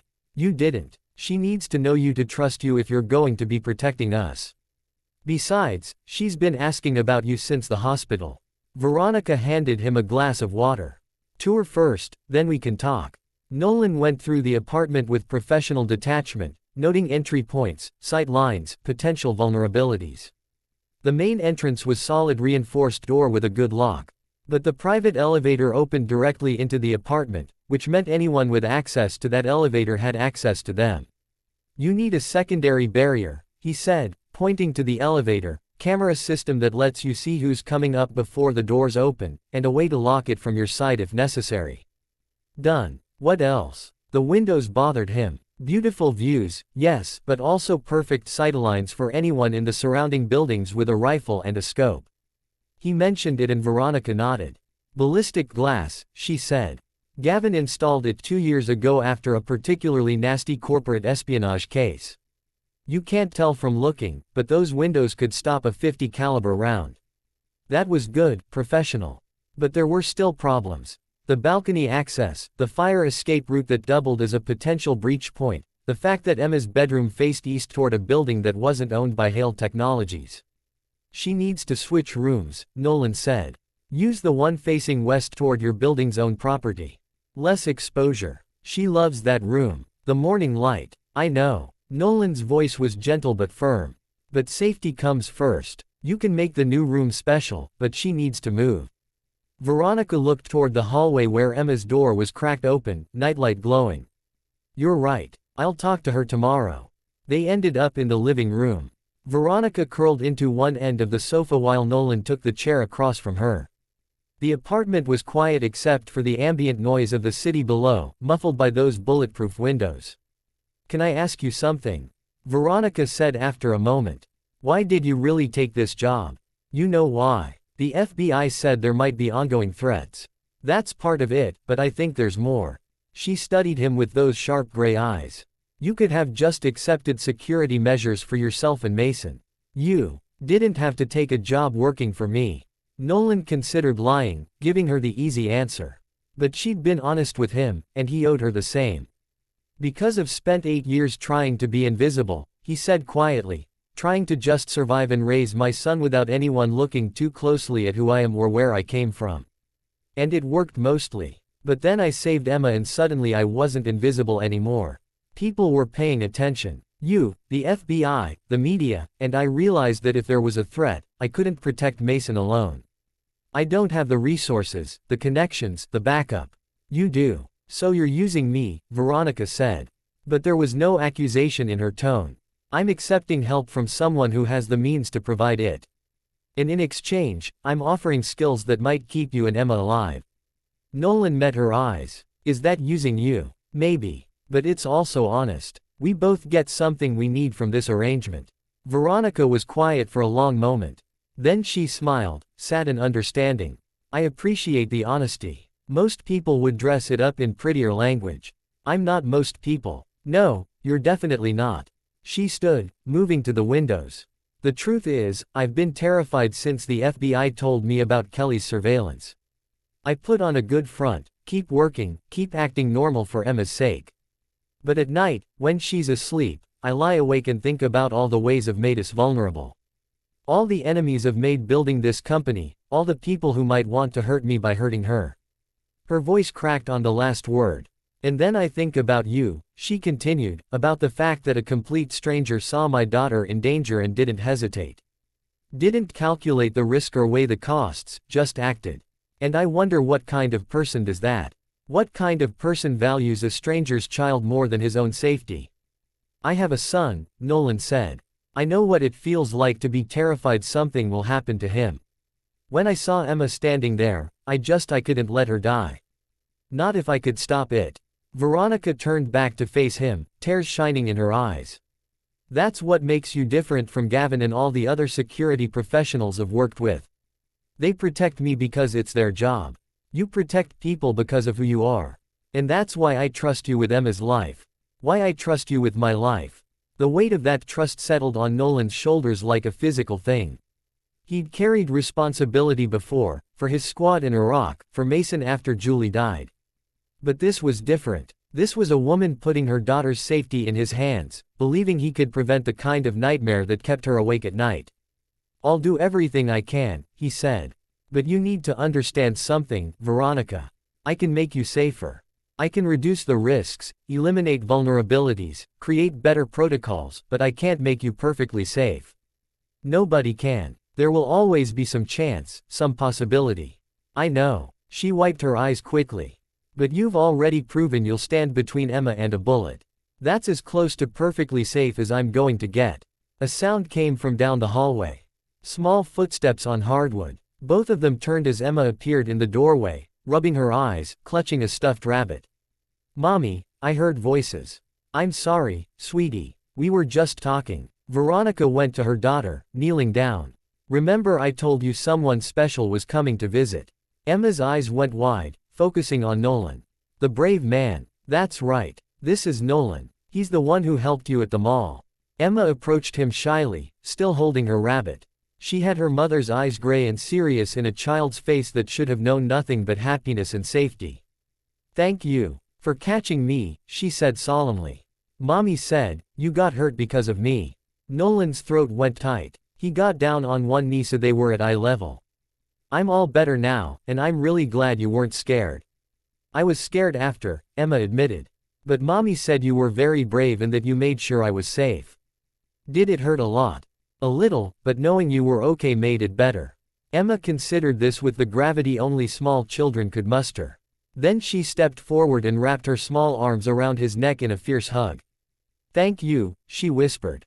Nolan hugged her back, careful and gentle, aware that Veronica was watching with tears streaming down her face. When Emma pulled away, she gave him a serious look. Are you going to keep us safe now? Mommy said you're going to help. I'm going to do my very best, Nolan promised. Okay. Emma nodded satisfied. Then she yawned hugely. Can I go back to bed now? Veronica laughed through her tears. Yes, baby. Come on. She led Emma back down the hallway, and Nolan stood there in the living room of a penthouse that cost more than he'd earned in a lifetime, feeling the weight of a child's trust in a mother's desperation. When Veronica returned, she was composed again, the professional mask back in place. Sorry about that. She's not usually up this late. It's fine. Nolan moved toward the door. I should go, but I'll be back tomorrow to start implementing the security changes we discussed. Nolan. Veronica stopped him at the elevator. What you just did, letting Emma thank you, being gentle with her, even though I know this whole situation must be overwhelming. That matters more than you know. She needs to trust you, and you just made that possible. She's a good kid. She is, and she deserves to grow up safe. Veronica's voice was fierce. Whatever it takes. Whoever we need to protect her from, we do it. Agreed. Agreed. The elevator ride down felt longer than the one up. Nolan's mind was already racing ahead, cataloging threats and solutions, building mental maps of vulnerabilities and defenses. This was what he'd been trained for, even if the training had been for a different kind of war. But as he drove home through the city streets, checking his mirrors out of habit, Nolan couldn't shake the memory of Emma's small arms around his neck and the absolute trust in her voice when she asked if he'd keep them safe. He'd made her a promise. And unlike some of the promises he'd made in his life, to himself, to Julie's memory, to the idea that he could handle everything alone, this was one he intended to keep, no matter what it cost. The threat came on a Tuesday morning, 3 weeks into Nolan's new position.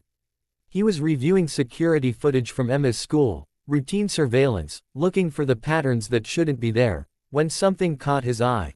A maintenance worker moving through the service corridor during drop-off, head down, hand tucked inside his jacket in a way that set off every alarm Nolan's training had installed. He rewound the footage, watched it again. The gait was wrong. Not the relaxed stride of someone who belonged there, but the careful movement of someone trying to blend in while carrying something they didn't want seen. And there the worker favored his right side, a subtle hitch in his step that suggested an old injury being protected. Nolan had seen that hitch before in soldiers compensating for wounds in men who'd been hurt and hadn't healed quite right. He pulled up the employee roster Cross had provided. No maintenance scheduled for the service corridor during school hours. He checked the building's contractor logs. Nothing. His hand was reaching for the phone before his conscious mind caught up. Cross, I've got a problem at Emma's school. In scheduled maintenance worker in the service corridor. Moving wrong. Possible concealed weapon. I'm heading there now. Wait for backup. Cross said immediately. I can have a team there in 10 minutes. Emma's there now. I'm 5 minutes out. Nolan was already moving, grabbing his keys, the company vehicle he'd been issued. Get your team rolling, but I'm not waiting. He hung up before Cross could argue. The drive to the school took 4 minutes of controlled urgency, fast enough to matter, careful enough not to draw attention. Nolan parked in the visitor lot and entered through the main entrance, showing his credentials to the security guard who'd learned to recognize him over the past weeks. Everything okay, Mr. Reed? Routine check. Have you seen any maintenance workers this morning? The guard frowned. No, sir. No work orders scheduled for today. Nolan's gut went cold. Lock down the building. No one in or out until I give the all clear. Sir, I can't just call your supervisor. Tell them it's a code red security protocol authorized by Hail Technologies. Do it now. The authority in his voice, command presence from a lifetime ago, made the guard reach for his radio without further argument. Nolan didn't wait to see if he complied. He moved into the building, his mind shifting into combat mode, processing information with the clarity that came from training and necessity. The service corridor ran along the back of the building, connecting the maintenance areas to the main structure. 3 access points. Nolan took the nearest one, moving quietly, every sense alert. He found the maintenance worker 50 feet down the corridor, examining a panel near the ventilation system. The man had his back to Nolan, but that protective hitch in his movement was unmistakable now that Nolan was seeing it in person. Excuse me, Nolan called out, his voice friendly but firm. Can I see your work order? The man turned and Nolan saw his face for the first time. Mid-30s, unremarkable features, the kind of person who blended into crowds, but his eyes gave him away. Trained eyes, aware eyes, eyes that assessed Nolan as a threat in the same instant Nolan confirmed what he already knew. This wasn't a maintenance worker. Sure thing, the man said, reaching into his jacket. Nolan was moving before the hand emerged. Years of muscle memory took over. Close the distance, control the weapon arm, use the attacker's momentum against him. The man's hand came out holding a compact Glock, but Nolan was already inside his reach, trapping the gun hand, driving his elbow into the man's injured side exactly where that protective hitch suggested old damage. The man grunted in pain, tried to pull back, but Nolan stayed with him, maintaining control of the weapon hand while sweeping his legs. They went down together, Nolan on top, his weight pinning the gun hand to the floor, while his other hand found the man's throat. Don't move, Nolan said quietly. Don't even breathe wrong. The man's free hand went for something at his belt, knife, or backup weapon. But Nolan shifted his weight, drove his knee into the injured ribs, and felt the fight go out of his opponent in a sharp exhalation of pain. The Glock clattered to the floor. Nolan kicked it away, maintaining pressure on the man's throat just short of cutting off his air completely. Who sent you? Nolan demanded. The man's lips pulled back in something that might have been a smile. Go to hell. Footsteps thundered in the corridor. Cross and his team arriving with weapons drawn. They surrounded the scene, professional and efficient, and Cross himself moved forward with flex cuffs. I've got him, Cross said. Good work, Reed. Nolan released the pressure on the man's throat and stood, his injured shoulder screaming in protest from the takedown. Cross and his team secured the suspect, reading him his rights in clipped professional tones. Clear the rest of the building, Nolan said. Make sure he was alone. Cross nodded to his team who dispersed immediately. Then he looked at Nolan with something that might have been respect. How did you spot him? He moved wrong. Old injury, right side, probably ribs or shoulder, compensating without realizing it. Nolan gestured to where the man was being lifted to his feet. Check his contractor credentials. I'm betting they're good forgeries, but the work order will be fake. Already on it. Cross was on his phone coordinating with building security and local police. FBI's en route. This just became a federal case. Emma. Nolan's first thought cut through the tactical assessment. Where's Emma's classroom? North wing, second floor. My team is with her. Nolan was already moving. He took the stairs two at a time, ignoring the pain in his shoulder, following the building layout he'd memorized during his first week. Emma's classroom was behind a closed door with one of Cross's agents standing guard. Mr. Reed, the agent acknowledged. Everything secure here. Keep it that way until we've cleared the entire building. Inside, through the door's window, Nolan could see Emma at her desk, coloring peacefully, completely unaware that someone had just tried to get to her. Her teacher was conducting class as if nothing was wrong, following the protocol they had established. Keep everything normal for the children until the all-clear came. Nolan watched Emma for a moment, his heart rate gradually returning to normal. She was safe. That was all that mattered. His phone buzzed. Veronica calling from her office downtown. Nolan, Gavin just called me. What's happening? Threat neutralized. Emma's safe. I'm at the school now, standing outside her classroom.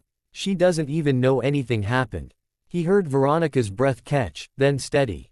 I'm on my way. No need. We've got it handled. But you should probably plan on taking her home early once the FBI finishes processing the scene.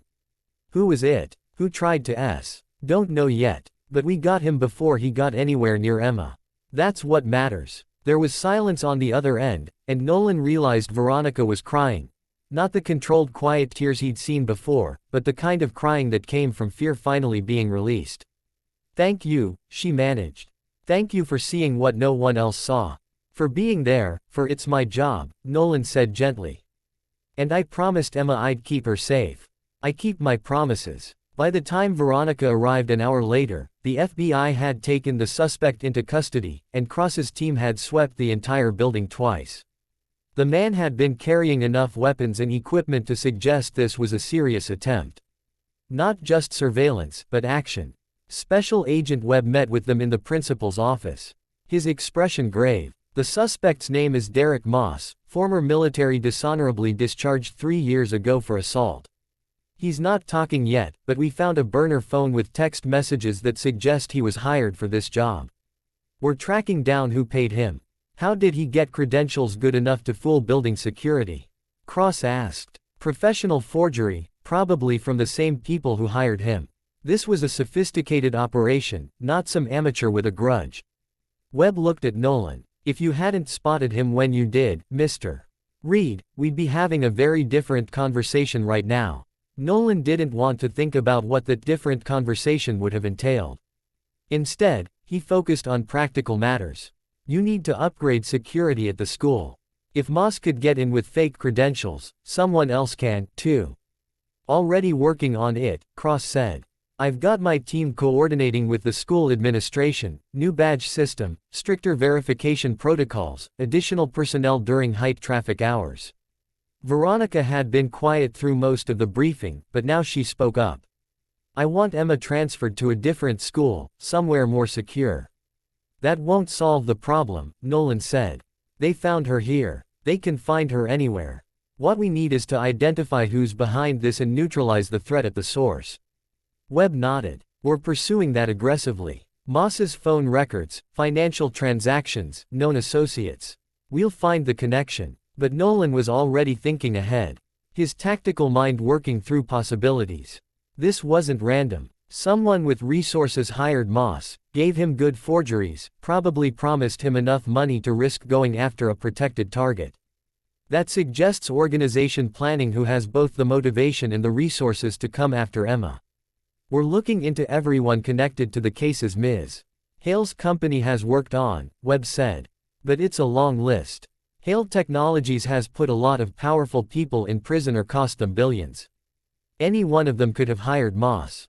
Then we change tactics. Nolan said, stop being reactive. Start being proactive. Use Emma and Veronica as bait to draw out whoever's behind this. Absolutely not, Veronica said immediately. I'm not using my daughter as bait for anything. Not really as bait, Nolan clarified. But we create the appearance of vulnerability. Make it look like we're relaxing security, giving them another opportunity, except this time we're ready. We control the situation. Cross was nodding slowly. A trap. Let them think they have another shot, but we're waiting for them. Too dangerous, Webb said. If anything goes wrong, nothing will go wrong, Nolan interrupted. Because we'll have complete control of the environment, choose the location, set the parameters, have overwhelming force ready to respond. And most importantly, Emma and Veronica stay somewhere completely secure while we use decoys. Veronica looked at him for a long moment. You've done this before. Set traps for people trying to kill someone you were protecting. It wasn't a question, but Nolan answered anyway. Different context, but yes, same principles. Webb and Cross exchanged glances. Then Webb pulled out his phone. Let me run this by my supervisor. If we're going to do this, we need federal resources and approval. They spent the rest of the afternoon planning. Emma was picked up from school by Veronica, personally driven home in an armored vehicle with a full security detail. The little girl thought it was an adventure, waving to Nolan as they drove away. That night, in a secure conference room at Hail Technologies headquarters, Nolan laid out the operational plan. Webb had brought in 2 more FBI agents. Cross had his entire security team present, and Veronica sat at the head of the table looking pale but determined. The key is making them believe they have a legitimate opening, Nolan explained, pointing to a digital map on the screen. We announced publicly that Emma will be attending a charity event this weekend. Children's Hospital fundraiser, lots of media coverage, public location. We make it look like normal security. Nothing excessive. But actually, Cross prompted, actually Emma stays home with a full protective detail. The girl at the event is a decoy. Similar build, similar appearance from a distance. FBI agent's daughter who's trained for this kind of operation. Veronica makes a brief appearance, then leaves early, citing work commitments. The decoy stays. And we wait for them to make their move, Webb finished. With agents positioned throughout the venue and surrounding area. What if they don't take the bait? One of Cross's team asked. Then we try again, Nolan said. Different event, different setup. Keep creating opportunities until they bite. But they will bite. Moss was their first attempt. When he disappears into federal custody without completing the job, they'll be desperate to try again before we tighten security even further. Veronica had been listening carefully. Now she spoke. And when they make their move, what happens? We arrest them, Webb said. Overwhelming force, complete lockdown. We don't just get the hired gun this time. We get whoever's calling the shots. Can you guarantee Emma's safety? Veronica's voice was still wrapped in fear. Can you absolutely guarantee that using a decoy won't somehow put her at risk? Nolan met her eyes. I can guarantee that I'll have eyes on Emma personally. She won't leave the penthouse. I'll be there along with Cross's best team. If anything suggests the threat has shifted to her actual location, we abort the operation immediately and go into full lockdown. That's not the same as a guarantee. No, Nolan admitted, but it's the best we can do, and the alternative is waiting for the next attack, hoping we catch it in time like we did today. Eventually, we might not be fast enough. The room fell silent. Veronica looked down at her hands, and Nolan could see the weight of the decision crushing her. This was her daughter, her everything, and she was being asked to use her as bait, even indirectly, to catch killers. How long has it been since the Riverside Mall shooting? She asked quietly. Nolan calculated. 5 weeks. 5 weeks since you threw yourself between my daughter and a bullet. 5 weeks since you proved you'd die to keep her safe. Veronica looked up, her eyes dry but haunted. And now you're asking me to trust you again. To believe that you can protect her while we dangle a target in front of people who want to hurt us. Yes, Nolan said simply. Veronica walked to the window overlooking the city. When she turned back, her expression was resolved. Do it. Set the trap. But Nolan, if anything happens to Emma, if this plan puts her in any danger, it won't, Nolan promised. I swear to you, it won't. The next 3 days were controlled chaos. The charity event was announced through carefully managed media channels.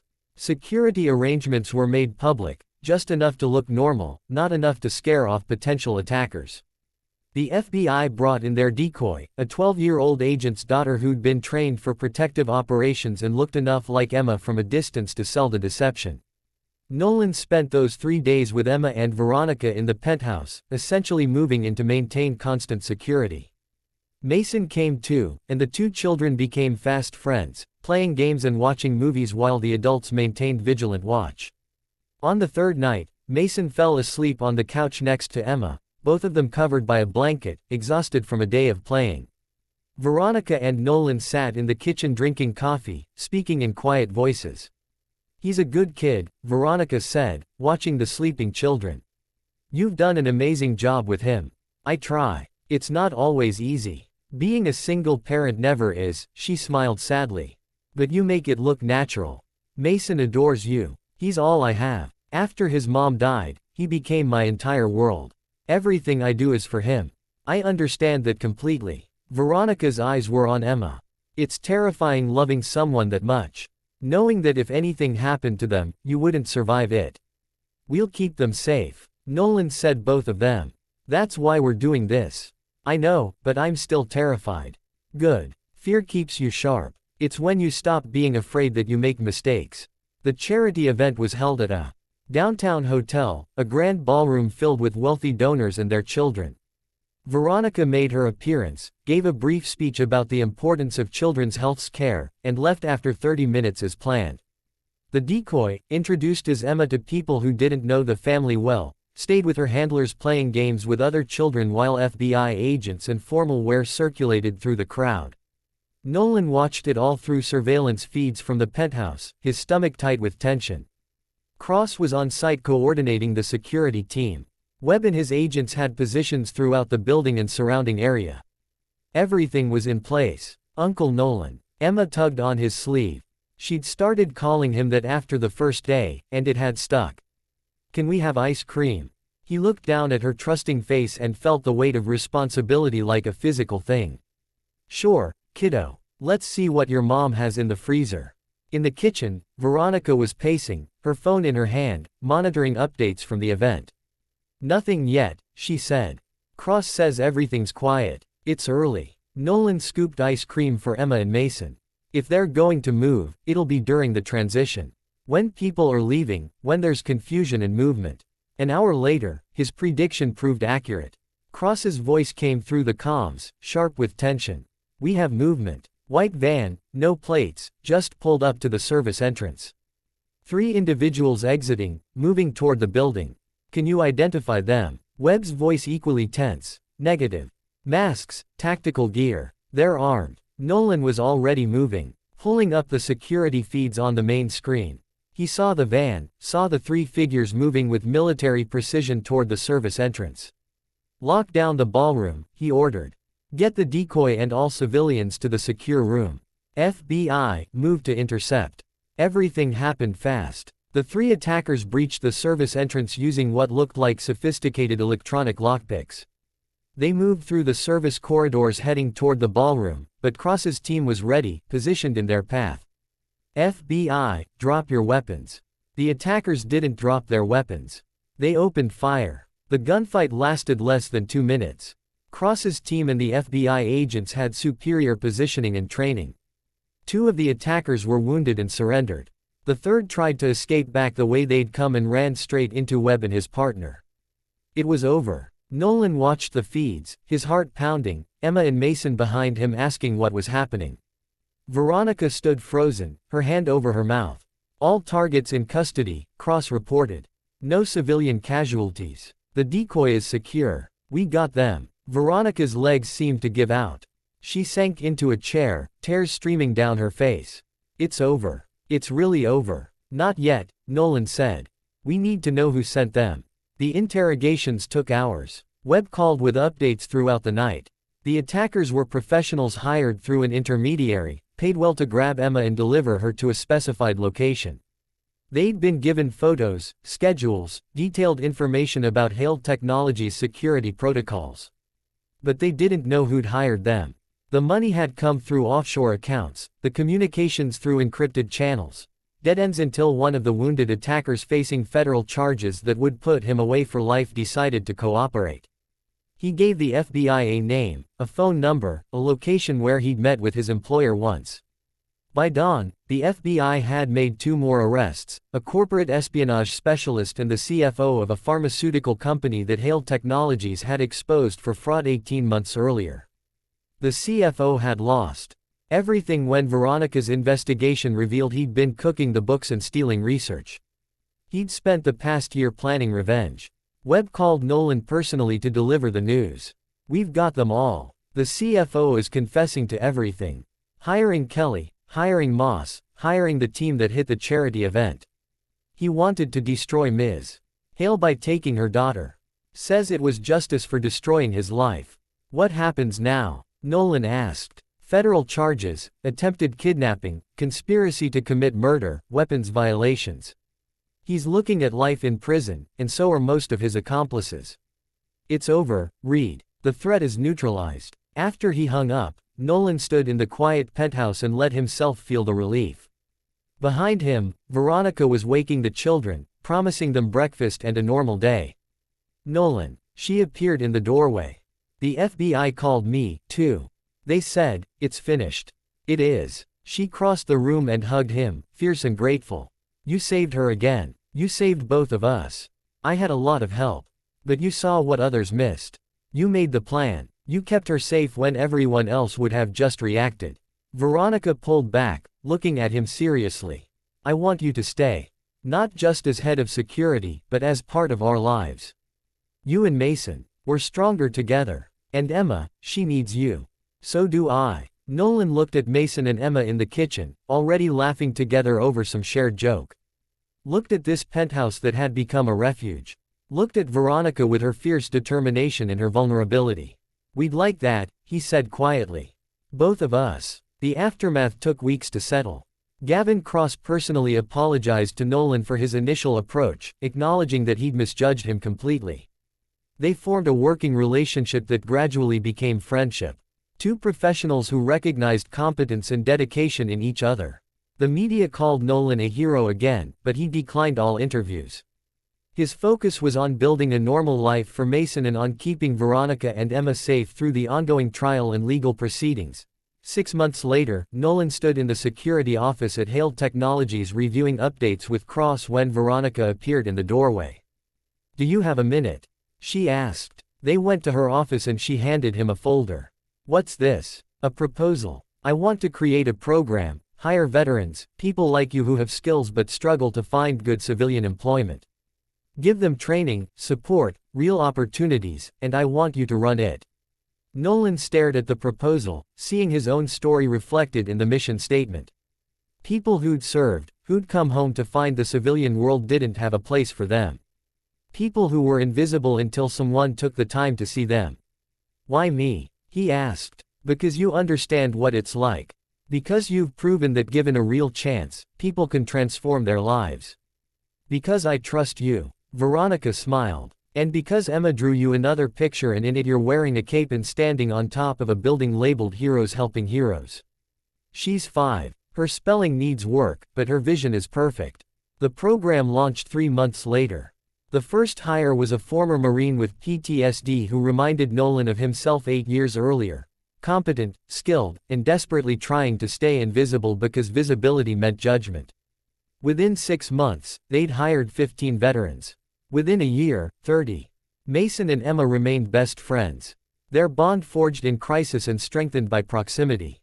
They had playdates and study sessions, celebrated birthdays together, grew up as something more than friends, but not quite siblings.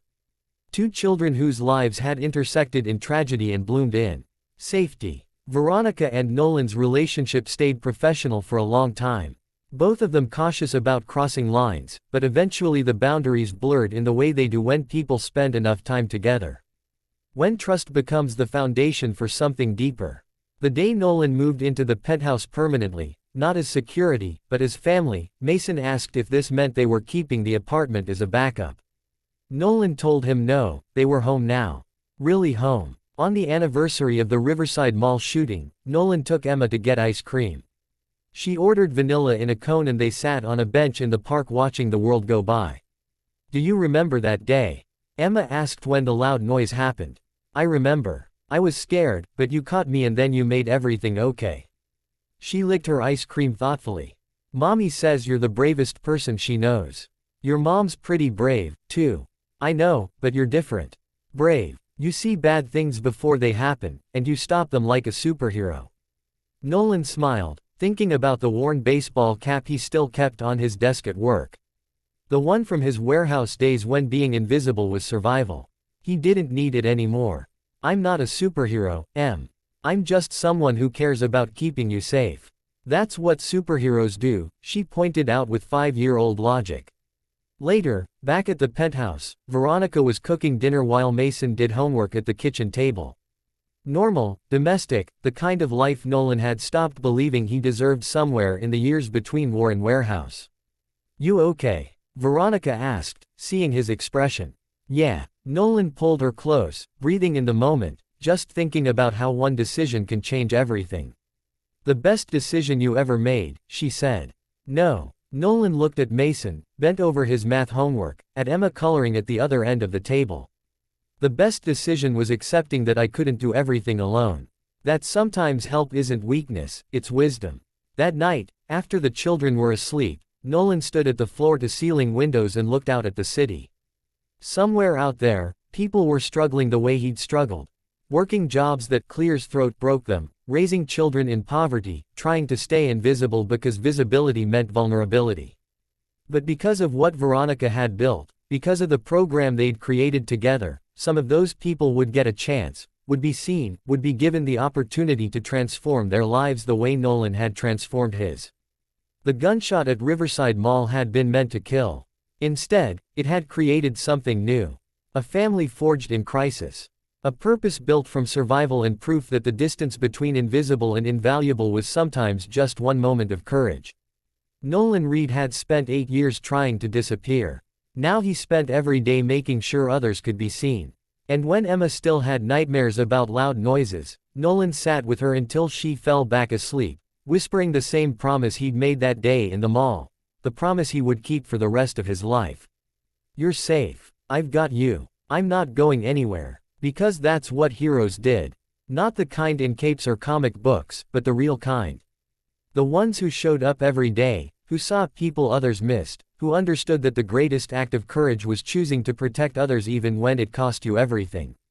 Nolan had made that choice once, bleeding on a mall floor. He made it again every single day, standing watch over a family that had become his entire world.